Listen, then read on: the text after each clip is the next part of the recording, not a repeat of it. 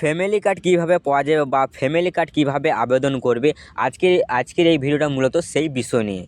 তো আজকের এই ভিডিওতে আমরা এটা নিয়ে আলোচনা করব। তো অবশ্যই ভিডিওটা সম্পূর্ণ দেখার চেষ্টা করবে, সম্পূর্ণ না দেখলে কিন্তু বুঝতে পারবে না। এই জন্য তোমাদেরকে বলছি ভিডিওটা সম্পূর্ণ দেখবে যাতে বুঝতে পারে। তো হ্যালো বন্ধুরা, নতুন থাকলে চ্যানেলটা সাবস্ক্রাইব করে পাশে থাকবে। দেরি না করে ভিডিওটা শুরু করি। প্রথমে আমরা এখান থেকে আমাদের ক্রোম বাজারটা আমরা এখান থেকে কিন্তু ওপেন করে নেবো।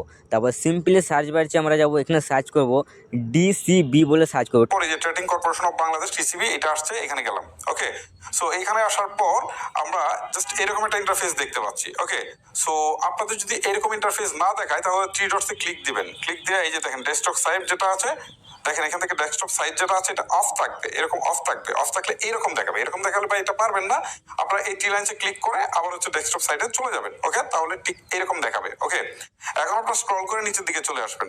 এইটাকে জাস্ট হচ্ছে এখান থেকে জুম করেন। এই যে আমি জুম করতেছি, দেখেন জুম করার পর এই যে টিসিবির স্মার্ট ফ্যামিলি কার্ড, ঠিক আছে, এইখানে দেখাচ্ছে টিসিবির স্মার্ট ফ্যামিলি কার্ড। এইটার উপরে ক্লিক করবেন। ক্লিক করার পর এখান থেকে লগ ইন করতে বলছে। সো না, লগ ইন না, আমরা একটু নিচের দিকে চলে যাই। এখানে সচরাচর জিজ্ঞাসা, ঠিক আছে। এই যে দেখেন এখানে তারা কি বলছে, আসলে এটা আমরা দেখি টিসিবি স্মার্ট কার্ডের জন্য কিভাবে নিবন্ধন হওয়া যায়। তারা বলছে যে টিসিবি স্মার্ট কার্ডের নিবন্ধনের জন্য আপনার এলাকায় স্থানীয় প্রতিনিধি অর্থাৎ মেয়র, কাউন্সিলর অথবা চেয়ারম্যানের কার্যালয়ে গিয়ে আবেদন করতে হবে। এটা নিম্ন আয়ের পরিবারের লোকজনের জন্য। তারপর হচ্ছে টিসিবি স্মার্ট কার্ড নিবন্ধিত হতে কি কোনো ফি দিতে হয় কিনা, না কোনো ফি দিতে হয় না। তারপর হচ্ছে টিসিবি স্মার্ট কার্ডের জন্য নিবন্ধিত হতে কি কি গুরুত্বপূর্ণ কি কি তথ্য দরকার হয়, এখানে হচ্ছে আপনার জাতীয় পরিচয়পত্র নাম্বার, জন্ম তারিখ আর হচ্ছে ফোন নাম্বারের দরকার হবে, ঠিক আছে। এক পরিবার টিসিবি স্মার্ট কার্ড কতজনের জন্য নিবন্ধন করতে পারবে, সেটা হচ্ছে একজনের জন্য।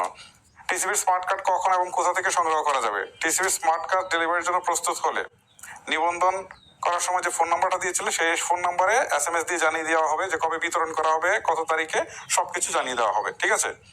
আচ্ছা, এইটা আমার যেটা মনে হচ্ছে সেটা হচ্ছে যে তারা এই কাজটা এই টিসিবির মাধ্যমে করবে। এই যে ফ্যামিলি কার্ড যেটা বলতেছে এইটা টিসিবির মাধ্যমে করবে।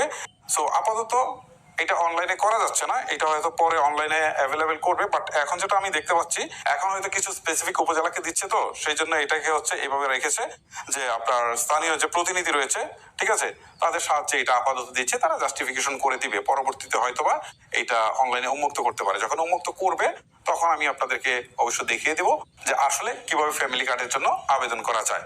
সো এখন কোন কোন উপজেলা পাচ্ছে ফ্যামিলি কার্ড সেটা আমি আপনাদেরকে একটু বলে দিচ্ছি। তারা বলছে যে প্রাথমিকভাবে ফ্যামিলি কার্ড পাবে হচ্ছে বনানীর করাইল বস্তি, তারপর হচ্ছে পাংশা, এগুলো উপজেলার নাম। তারপর হচ্ছে পতেঙ্গা, বাঞ্চারামপুর, এটা সম্ভবত ব্রাহ্মণবাড়িয়া হবে।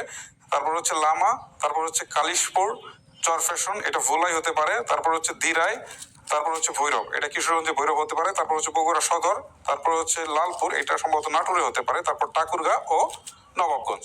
এগুলা আমি যে তথ্যগুলো দেখাচ্ছি বা জানাচ্ছি এগুলো আসলে একদম অথেন্টিক নিউজ পেপার থেকে নেওয়া, এটা আমার মন করা কোনো তথ্য না।